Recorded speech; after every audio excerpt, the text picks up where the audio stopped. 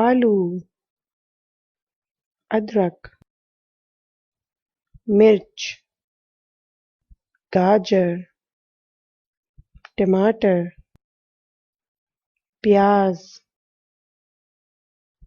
बैंगन, खीरा, बैंगन, खीरा,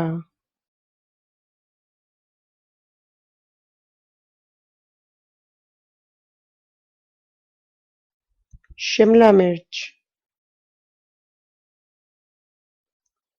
मकई, पालक, शलजम, करेला, शलजम,